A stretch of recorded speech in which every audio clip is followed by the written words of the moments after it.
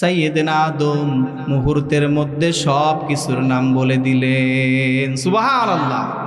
সাইয়েদনা আদম যখন সব নাম বলে দিলেন, আল্লাহ বলল, আমার ফেরেশতারা দেখো, তোমরা তো আদম সৃষ্টি করতে নিষেধ করেছিলে, কিন্তু আজকে তোমরা যা পারো নাই আমার আদম তা পেরেছে। এর থেকে প্রমাণ হয় আমার আদম তোমার থেকেও শ্রেষ্ঠ, ফেরেশতাদের থেকেও শ্রেষ্ঠ। আমার আদম হচ্ছে আশরাফুল মাখলুকাত।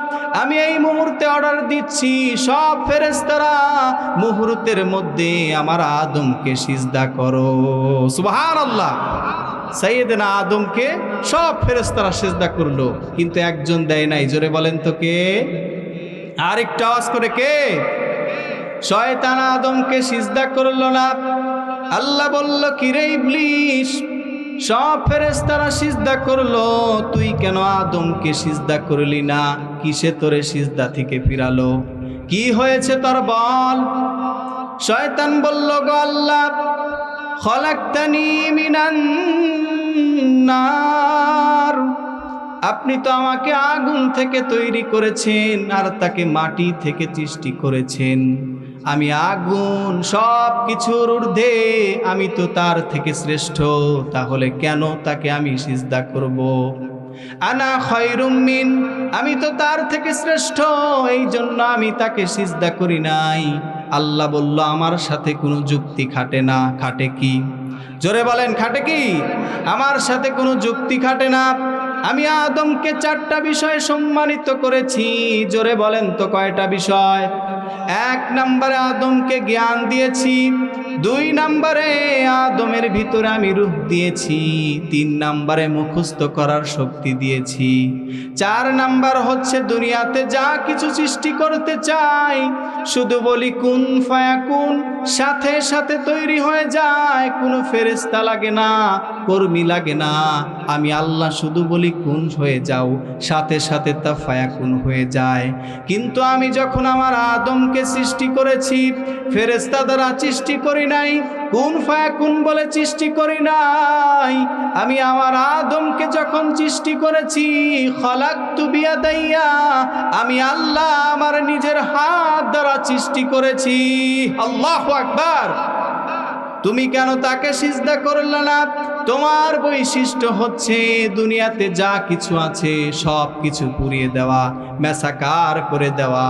কিন্তু আমার আদম তো মাটি থেকে সৃষ্টি, এই মাটি সব কিছু সবুজ সুশীতল করে দেয়। এই মুহূর্তে আমি তোকে অভিশাপ দিলাম, আমার জান্নাত থেকে তুই বের হয়ে যা। আল্লাহু আকবার। শয়তান আল্লাহর একটা আদেশ মানে নাই। আমরা তো অহরহ তার আদেশের বিপরীত, ঠিক কিনা?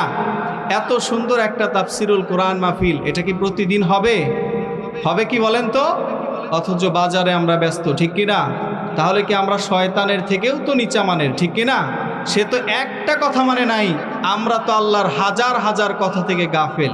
কথা বলেন, জোরে বলেন। আপনারা কি ভয় পান? পড়েন তো লিল্লাহে তাকবীর।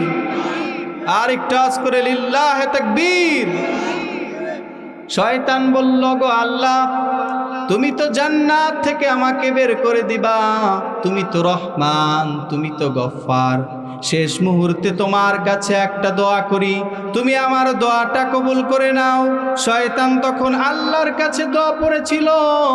শয়তান তখন আল্লাহকে বলেছিল, ওগো আল্লাহ, কিয়ামত পর্যন্ত তুমি আমার হায়াত বৃদ্ধি করে দাও। দুনিয়াতে যতদিন থাকবো, যেখানে ইচ্ছা আমি সেখানেই যাব, সেখানে যাওয়ার তুমি আমাকে পারমিশন দিয়ে দাও। আল্লাহ বলল, ঠিক আছে, ইন্নাকা মিনাল মুনজারিন, যাও, তোমাকে অবকাশ দেওয়া হলো, তোমার দোয়া কবুল করা হলো, তুমি এখান থেকে চলে যাও। শয়তান তখন আল্লাহকে বলেছিল, ওগো আল্লাহ, যে আদমের জন্য আপনি আমাকে জান্নাত থেকে বের করে দিলেন, সেই আদমকে সঠিক সরল পথে আমি থাকতে দেব না। তাদের রক্তের শিরায় ঢুকে, উপশিরায় ঢুকে, সামনে থেকে, পেছন থেকে, ডানে থেকে ধোঁকা দিয়ে পথভ্রষ্ট করে আমি জান্নাত থেকে বের করে জাহান্নামী করে দেব। নাউজুবিল্লাহ। শয়তান তার মিশনের মধ্যে এখনো সফল কিনা? সফল না? যদি সব ব্যর্থই হইতো তাহলে তো সবাই চলে আসতো, ঠিক কি না? শয়তান তার মিশন কার্যক্রম চালু রেখেছে, এখনো অবধি চালু রেখেছে, কিয়ামত পর্যন্ত চালু রাখবে। অপর দিক দিয়ে আল্লাহ বলল, ও আদম, তুমি আর তোমার স্ত্রী হাওয়া দুইজনে মিলে জান্নাতে সুখে শান্তিতে বসবাস করো, কিন্তু ওই যে দূরে একটা গাছ দেখতে পাও, খবরদার ওই গাছের ধারের কাছেও যেও না। নিশ্চয়ই শয়তান প্রকাশ্য দুশমন, তুমি ওই গাছের কাছেও যেও না। কিন্তু শয়তান এসে মা হাওয়াকে ধোঁকা দিল। মা হাওয়াকে বলল, হাওয়া, তুমি কি জানো কেন তোমাকে ওই গাছের কাছে যেতে নিষেধ করেছে? কি কারণে তোমাকে ওখানে যেতে নিষেধ করেছে? যদি তুমি সেখানে যাও, তাহলে ওই ফল যদি খাও, এই জান্নাত থেকে কখনো বিতাড়িত হবে না, তোমার বয়স কখনো বাড়বে না, তুমি জানো চিরকাল জান্নাতে না থাকতে পারো, এই জন্যই গাছের কাছে যেতে নিষেধ করেছে। এই মুহূর্তে যাও, ওই ফল আনো, নিজে খাও, তোমার স্বামীকে খাও, তাগড়া যুবক হয়ে জান্নাতে চিরকাল থাকো। মা হাওয়া শয়তানের ধোঁকায় পড়ে যখন সেই ফল খেয়ে ফেলল, মুহূর্তের মধ্যে লজ্জায় স্থান থেকে কাপড় সরে গেল। আল্লাহ বলল, আদম, আমি তো নিষেধ করেছিলাম, তুমি আমার কথা রাখতে পারো নাই, যাও আমার জান্নাত থেকে বেরিয়ে যাও। নাউজুবিল্লাহ পড়েন। আমরা ভুল করলে আল্লাহ কি আমাদের মাফ করবে কি করবে না? করবে কি না? আমরা যদি ভুল করি আল্লাহ মাফ করে দেবেন। বাবা আদমকে আল্লাহ বের করে দিলেন, সেই থেকে বাবা আদম আল্লাহর কাছে কান্না করে, রব, গুনাহ করেছি, তুমি আমাকে মাফ করে দাও, অন্যায় করেছি, তুমি আমাকে মাফ করে দাও। শুধু কান্না করে আর রবকে ডাকে। রব তো আর ডাকে সাড়া দিচ্ছে না, আমি তো জুলুমকারী হয়ে গেলাম। কান্না করতে করতে চোখের যখন সাদা হয়ে গেল, তখন আল্লাহ তার দোয়াটা কবুল করে নিলেন।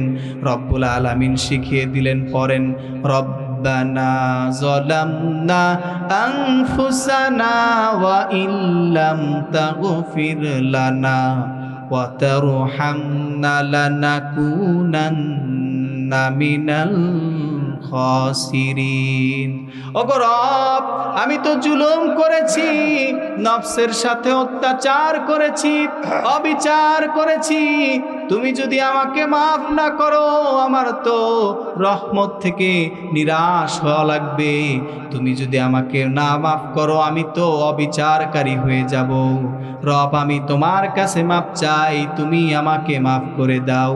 আল্লাহ তার অনুনয় বিনয় দেখে সাইয়েদনা আদমের ভুল ক্ষমা করে দিয়ে আমাদের বাবা আদমকে একেবারে নিষ্পাপ করে দিলেন। সুবহানাল্লাহ।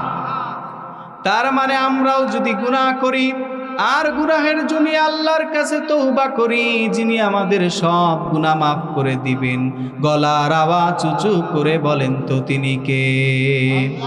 শোনেন শোনেন, মুসলিম শরীফের হাদিস, তিরমিজি শরীফের হাদিস, কুল্লু বানি আদম খাত্তাউন ওয়া খায়রুল খাত্তাইনা আত-তাওয়াবুন। প্রত্যেক আদম সে তো ভুলকারী, গুনাহকারী, ভুল হয়ে যাবে, এটাই স্বাভাবিক। কিন্তু ভুল হয়ে যাওয়ার পর যে আদমগুলা আল্লাহর কাছে তওবা করে, সেই আদমগুলা আমি আল্লাহর কাছে সবচেয়ে বেশি দামি। আল্লাহু আকবার। তার মানে আমরা যদি ভুল করি, আল্লাহর কাছে তওবা করি, আল্লাহ মাফ করবে কি করবে না? জোরে বলেন, করবে কি করবে না? কয়েকটা হাদিস শুনিয়ে দেই।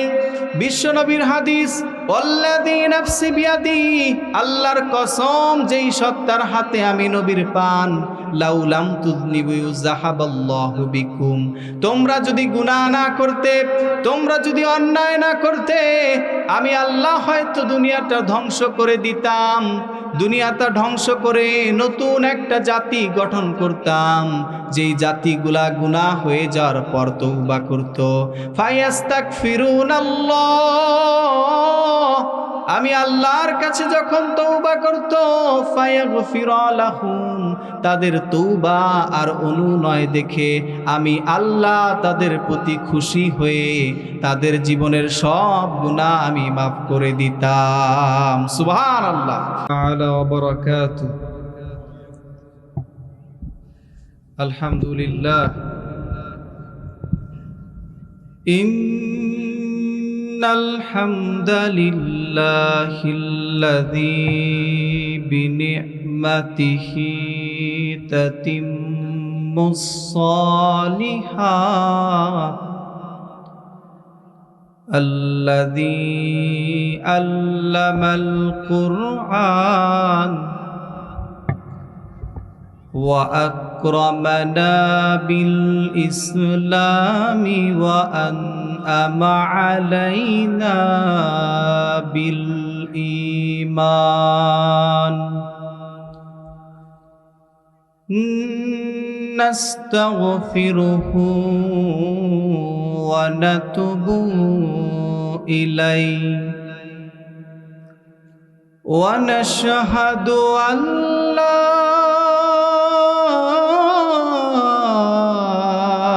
إله إلا الله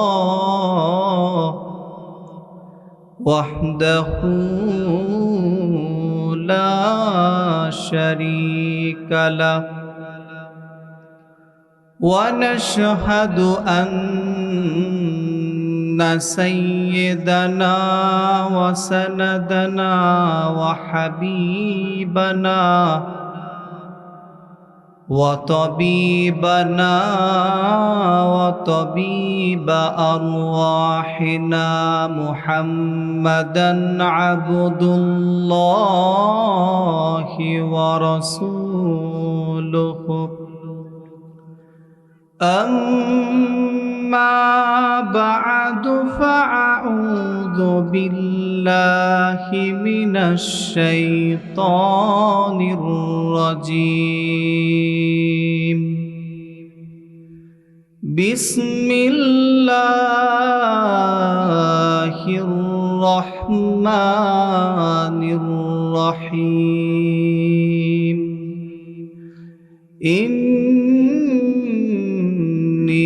جاعل في الأرض خليفة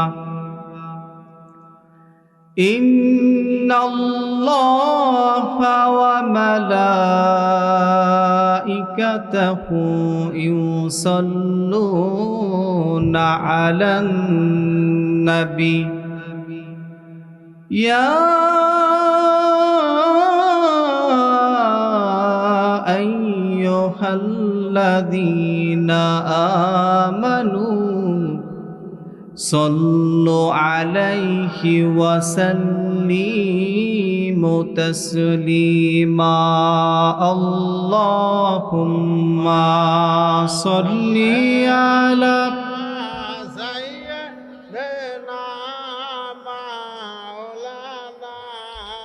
محمد وعلى آل سيدنا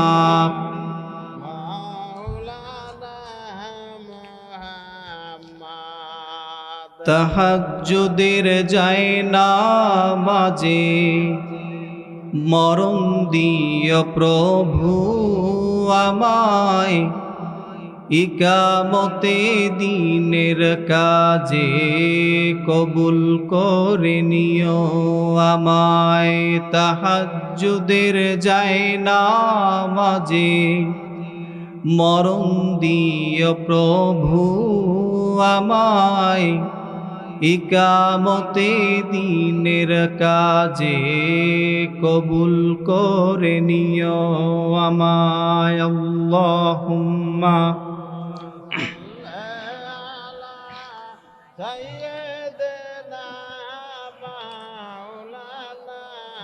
মুহাম্মদ ওয়া আলা আলি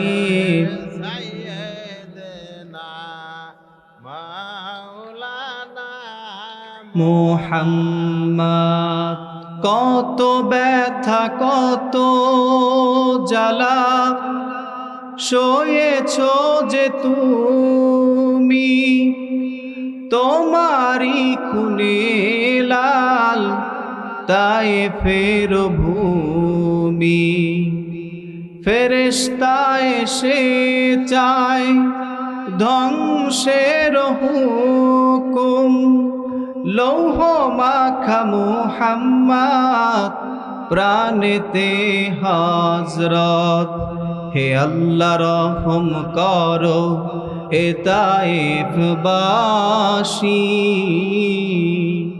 ওরা তো চিনেনি আমি যে মুহাম্মদ, হৃদয়ে মুহাম্মদ। আল্লাহুম্মা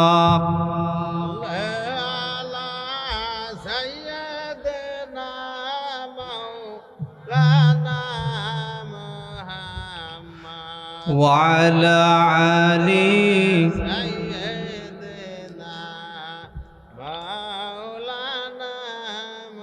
لا إله إلا الله জোরে লা ইলাহা,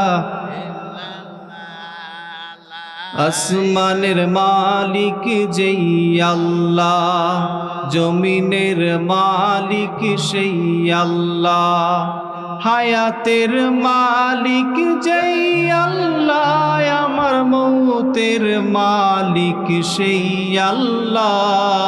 লা ইলাহা লা ইলাহা, আল্লাহ নামের জিকির করবে যারা, আল্লাহর কাছে প্রিয় তারা, ঠিক না? আল্লাহ নামের জিকির করবে যারা, আল্লাহর কাছে প্রিয় তারা, আল্লাহর কাছে প্রিয় যারা, জান্নাতে প্রবেশ করবে তারা। লা ইলাহা লা ইলাহা লা ইলাহা ইল্লাল্লাহু মুহাম্মাদুর রাসূলুল্লাহ সাল্লাল্লাহু আলাইহি ওয়াসাল্লাম। সবাই কেমন আছেন? আর একটু জোরে কেমন আছেন? আমাদেরকে ভালো রেখেছেন কে? আল্লাহ। আল্লাহ যদি না চাইতো আজকের এত সুন্দর একটা পরিবেশে আমরা আসতে পারতাম? দুনিয়াতে তো অনেক মানুষ রয়েছে, দোকানপাটে বাজারে, সবাইকে আসতে পেরেছে? সবাই আসতে পারবে না।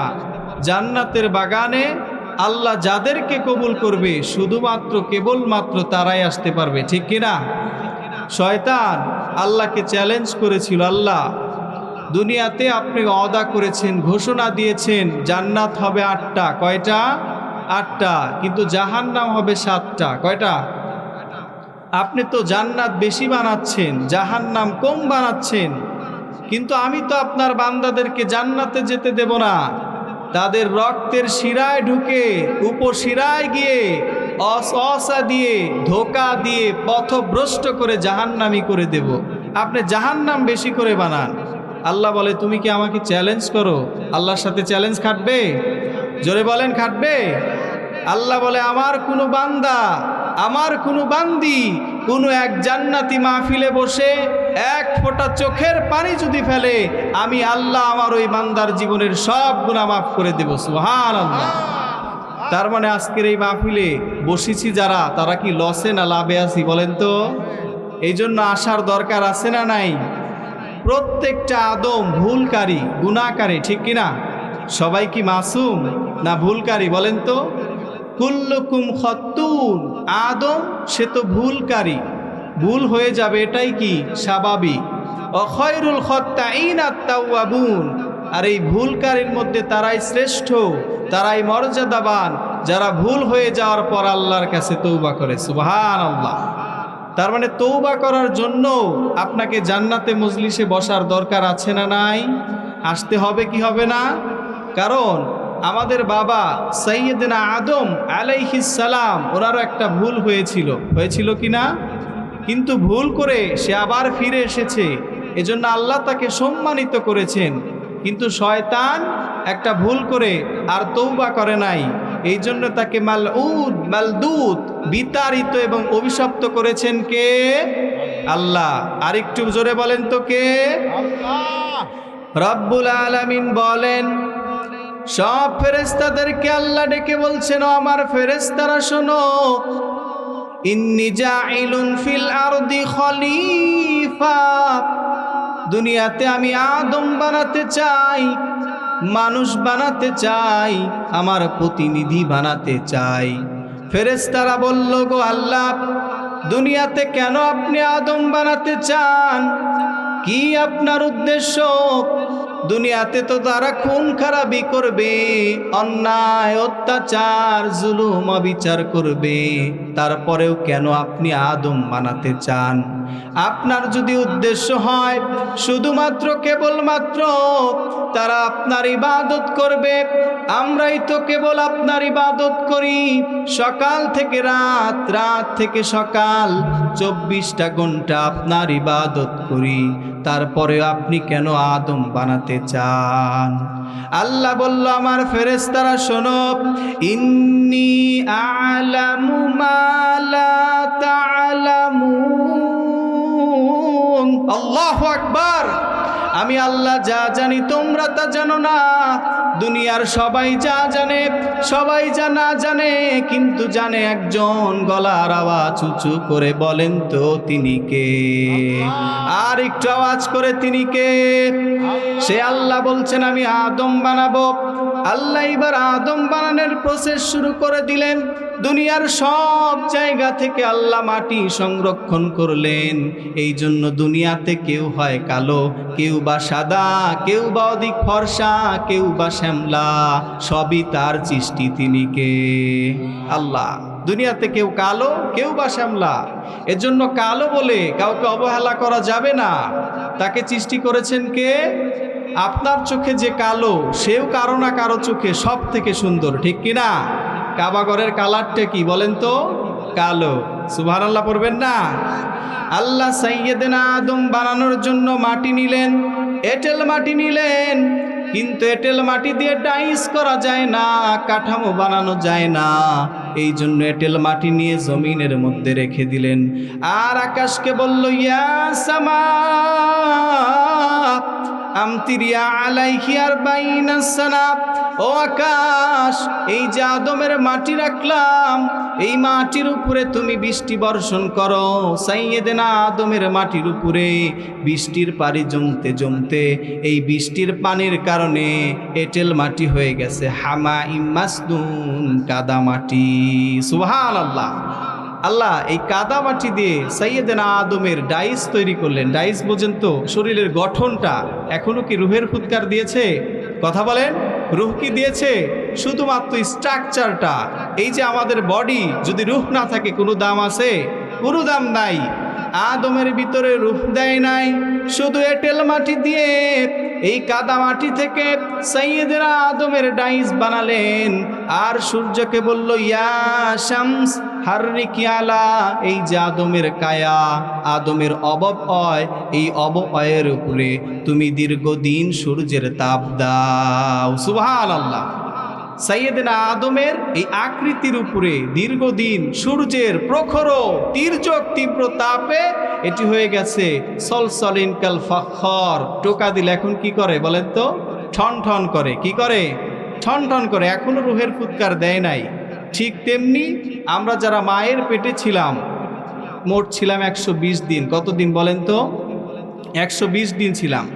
বিশ্বনবীর বর্ণনা, বুখারীর মধ্যে হাদিস এসেছে, ইন্না আহাদুকুম ইয়াজমাউ খালকাহু ফি বাতনি 40 ইয়াওমা সুম্মা ইয়াকুনু আলাকাতান মিসলা যালিক সুম্মা ইয়াকুনু মুদগাতান যালিক সুম্মা ইয়াকুনু মুদগাতান যালিক ফায়ানফাখু ফির রূহ।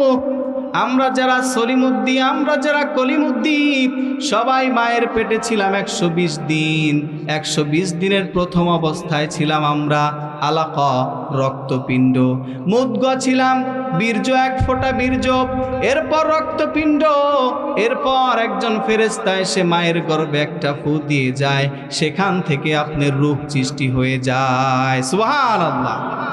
আপনি ছিলেন 1 ফোঁটা বীর্য, বিজ্ঞানীদের মতে এক ফোঁটা বীর্যের মধ্যে কমপক্ষে 10 লক্ষ শুক্রাণু থাকে। আল্লাহু আকবার পড়বেন না? এই 10 লক্ষ শুক্রাণু যদি মায়ের জরায়ুতে যেতে পারতো, সন্তান হতো কত লক্ষ বলেন তো? 10 লক্ষই। কিন্তু তাহলে কি একটা মা বাঁচবে কোনো দিন? সম্ভব? জোরে বলেন না কেন সম্ভব? কিন্তু আল্লাহ এমন একটা প্রসেস করেছেন, এই মায়ের জরায়ুর পথে যেতে যেতে একটা শুক্রাণু জরায়ুর ভিতরে প্রবেশ করতে পারে। সেই একটা শুক্রাণুই হচ্ছেন আমি অথবা আপনি। আল্লাহু আকবার। সাইয়েদনা আদমকে আল্লাহ বানালেন, এইবার রূহের ফুৎকার দেবেন।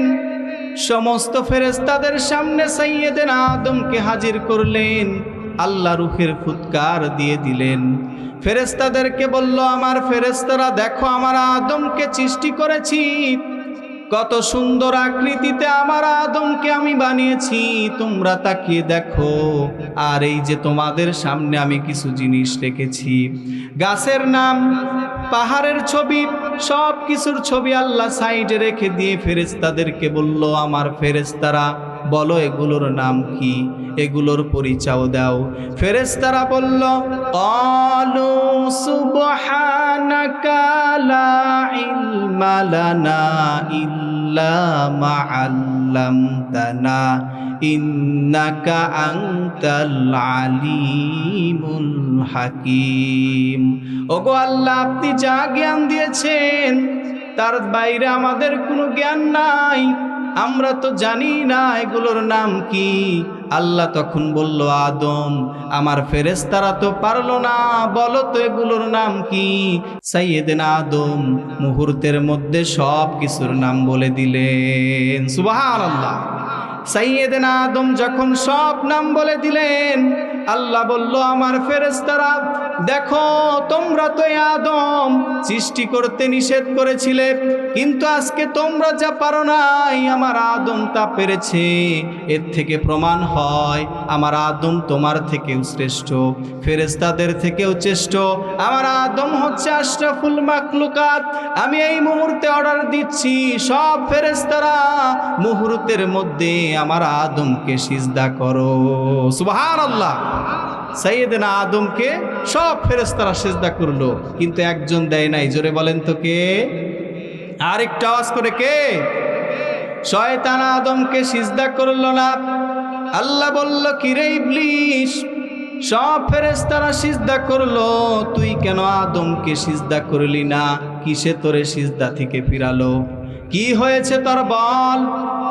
শয়তান বলল, গো আল্লাহ, খলাকতানি মিনান নার, আপনি তো আমাকে আগুন থেকে তৈরি করেছেন আর তাকে মাটি থেকে সৃষ্টি করেছেন। আমি আগুন, সব কিছুর ঊর্ধ্বে, আমি তো তার থেকে শ্রেষ্ঠ, তাহলে কেন তাকে আমি সিজদা করব? আনা খায়রুম মিন, আমি তো তার থেকে শ্রেষ্ঠ, এই জন্য আমি তাকে সিজদা করি নাই। আল্লাহ বলল, আমার সাথে কোনো যুক্তি খাটে না। খাটে কি? জোরে বলেন, খাটে কি? আমার সাথে কোনো যুক্তি খাটে না। আমি আদমকে 4টা বিষয় সম্মানিত করেছি। জোরে বলেন তো কয়টা বিষয়? 1 নম্বরে আদমকে জ্ঞান দিয়েছি, 2 নম্বরে আদমের ভিতরে আমি রূহ দিয়েছি, 3 নম্বরে মুখস্থ করার শক্তি দিয়েছি, 4 নাম্বার হচ্ছে দুনিয়াতে যা কিছু সৃষ্টি করতে চাই শুধু বলি কুন ফায়াকুন, সাথে সাথে তৈরি হয়ে যায়। কোনো ফেরেশতা লাগে না, কর্মী লাগে না। আমি আল্লাহ শুধু বলি কুন হয়ে যাও, সাথে সাথে তা ফায়াকুন হয়ে যায়। কিন্তু আমি যখন আমার আদমকে সৃষ্টি করেছি, ফেরেশতা দ্বারা সৃষ্টি করি নাই, কুন ফায়াকুন বলে সৃষ্টি করি নাই। আমি আমার আদমকে যখন সৃষ্টি করেছি, খলাকতু বিয়াদাইয়া, আমি আল্লাহ আমার নিজের হাত দ্বারা সৃষ্টি করেছি। আল্লাহু আকবার। তুমি কেন তাকে সিজদা করলে না? তোমার বৈশিষ্ট্য হচ্ছে দুনিয়াতে যা কিছু আছে সব কিছু পুড়িয়ে দেওয়া, মেসাকার করে দেওয়া। কিন্তু আমার আদম তো মাটি থেকে সৃষ্টি, এই মাটি সব কিছু সবুজ সুশীতল করে দেয়। এই মুহূর্তে আমি তোকে অভিশাপ দিলাম, আমার জান্নাত থেকে তুই বের হয়ে যা। আল্লাহু আকবার। শয়তান আল্লাহর একটা আদেশ মানে নাই।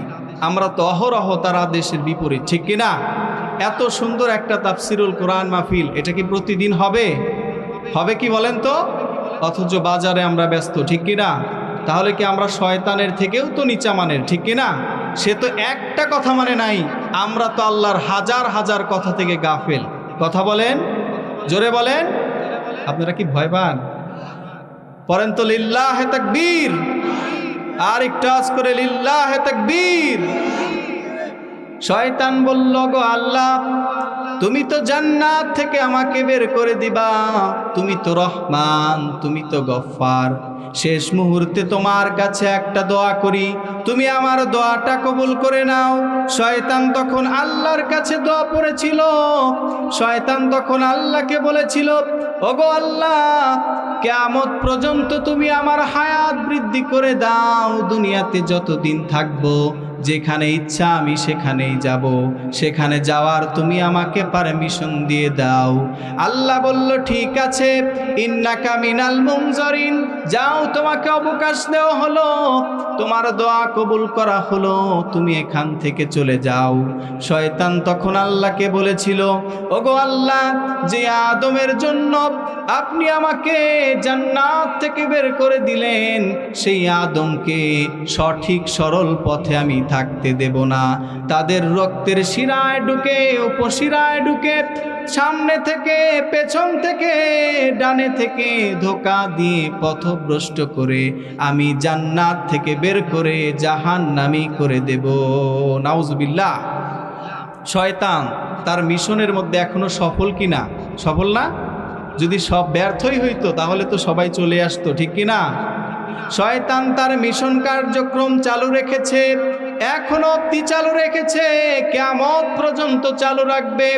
অপর দিক দিয়ে আল্লাহ বলল, ও আদম, তুমি আর তোমার স্ত্রী হাওয়া দুইজনে মিলে জান্নাতে সুখে শান্তিতে বসবাস করো, কিন্তু ওই যে দূরে একটা গাছ দেখতে পাও, খবরদার ওই গাছের ধারের কাছেও যেও না, নিশ্চয়ই শয়তান প্রকাশ্য দুশমন, তুমি ওই গাছের কাছেও যেও না। কিন্তু শয়তান এসে মা হাওয়াকে ধোঁকা দিল। মা হাওয়াকে বলল, হাওয়া, তুমি কি জানো কেন তোমাকে ওই গাছের কাছে যেতে নিষেধ করেছে? কি কারণে তোমাকে ওখানে যেতে নিষেধ করেছে? যদি তুমি সেখানে যাও, তাহলে ওই ফল যদি খাও, এই জান্নাত থেকে কখনো বিতাড়িত হবে না, তোমার বয়স কখনো বাড়বে না, তুমি জানো চিরকাল জান্নাতে না থাকতে পারো, এই জন্যই গাছের কাছে যেতে নিষেধ করেছে। এই মুহূর্তে যাও, ওই ফল আনো, নিজে খাও, তোমার স্বামীকে খাও, তাগড়া যুবক হয়ে জান্নাতে চিরকাল থাকো। মা হাওয়া শয়তানের ধোঁকায় পড়ে যখন সেই ফল খেয়ে ফেলল, মুহূর্তের মধ্যে লজ্জায় স্থান থেকে কাপড় সরে গেল। আল্লাহ বলল, আদম, আমি তো নিষেধ করেছিলাম, তুমি আমার কথা রাখতে পারো নাই, যাও, আমার জান্নাত থেকে বেরিয়ে যাও। নাউজুবিল্লাহ পড়েন। আমরা ভুল করলে আল্লাহ কি আমাদের মাফ করবে কি করবে না? করবে কি না? আমরা যদি ভুল করি আল্লাহ মাফ করে দেবেন। বাবা আদমকে আল্লাহ বের করে দিলেন, সেই থেকে বাবা আদম আল্লাহর কাছে কান্না করে, রব, গুনাহ করেছি, তুমি আমাকে মাফ করে দাও, অন্যায় করেছি, তুমি আমাকে মাফ করে দাও। শুধু কান্না করে আর রবকে ডাকে। রব তো আর ডাকে সাড়া দিচ্ছে না, আমি তো জুলুমকারী হয়ে গেলাম। কান্না করতে করতে চোখের যখন সাদা হয়ে গেল, তখন আল্লাহ তার দোয়াটা কবুল করে নিলেন। রব্বুল আলামিন শিখিয়ে দিলেন, পড়েন, রব্বানা যালামনা আনফুসানা ওয়া ইল্লাম তাগফির লানা ওয়া তারহামনা লানাকুনান্না মিনাল খাসিরিন। ওগো রব, আমি তো জুলুম করেছি, নফসের সাথে অত্যাচার করেছি, অবিচার করেছি, তুমি যদি আমাকে মাফ না করো আমার তো রহমত থেকে নিরাশ হওয়া লাগবে। তুমি যদি আমাকে না মাফ করো আমি তো অবিচারকারী হয়ে যাব। রব, আমি তোমার কাছে মাফ চাই, তুমি আমাকে মাফ করে দাও। আল্লাহ তার অনুনয় বিনয় দেখে সাইয়েদনা আদমের ভুল ক্ষমা করে দিয়ে আমাদের বাবা আদমকে একেবারে নিষ্পাপ করে দিলেন। সুবহানাল্লাহ। তার মানে আমরাও যদি গুনাহ করি আর গুনাহের জন্য আল্লাহর কাছে তওবা করি, যিনি আমাদের সব গুনাহ মাফ করে দিবেন, গলার আওয়াজ উঁচু করে বলেন তো তিনি কে? শোনেন শোনেন, মুসলিম শরীফের হাদিস, তিরমিজি শরীফের হাদিস, কুল্লু বানি আদম খাত্তাউন ওয়া খায়রুল খাত্তাইনা আত-তাওয়াবুন। প্রত্যেক আদম সে তো ভুলকারী, গুনাহকারী, ভুল হয়ে যাবে এটাই স্বাভাবিক। কিন্তু ভুল হয়ে যাওয়ার পর যে আদমগুলা আল্লাহর কাছে তওবা করে, সেই আদমগুলা আমি আল্লাহর কাছে সবচেয়ে বেশি দামি। আল্লাহু আকবার। তার মানে আমরা যদি ভুল করি, আল্লাহর কাছে তওবা করি, আল্লাহ মাফ করবে কি করবে না? জোরে বলেন, করবে কি করবে না? কয়েকটা হাদিস শুনিয়ে দেই। বিশ্বনবীর হাদিস, ওয়াল্লাযী নাফসি বিয়াদিহি, আল্লাহর কসম যেই সত্তার হাতে আমি নবীর পান, লাউলাম তুযনিবু যাহাবাল্লাহু বিকুম, তোমরা যদি গুনাহ না করতে, তোমরা যদি অন্যায় না করতে, আমি আল্লাহ হয়তো দুনিয়াটা ধ্বংস করে দিতাম। দুনিয়াটা ধ্বংস করে নতুন একটা জাতি গঠন করতাম, যেই জাতিগুলা গুনাহ হয়ে যাওয়ার পর তওবা করত। ফায়াস্তাগফিরুনাল্লাহ, আমি আল্লাহর কাছে যখন তওবা করত, ফায়াগফির লাহুম, তাদের তওবা আর অনুনয় দেখে আমি আল্লাহ তাদের প্রতি খুশি হয়ে তাদের জীবনের সব গুনাহ আমি মাফ করে দিতাম। সুবহানাল্লাহ। তার মানে আমাদের ভুল হবে এটাই স্বাভাবিক, কিন্তু ভুল হয়ে যাওয়ার পর বসে থাকা যাবে না, বারংবার সেই ভুলটা করা যাবে না। ভুল হয়ে যাওয়ার পর একটাই রাস্তা, তওবা করতে হবে একজনের জন্য, তিনি কে? আর একটু আওয়াজ করে, তিনি কে? আল্লাহ। এই যে রাত হয়েছে, বিশ্বনবী বলেন রাতের বেলায় আল্লাহ তার দুই হাত প্রসারিত করে দেয়। যেই বান্দাগুলা সারাদিন গুনাহ করেছে, সারাদিন গুনার পর যখন রাতের বেলা মাপ চায়, আমার আল্লাহ ওই সারাদিনের গুনাহ রাতেই মাফ করে দেয়।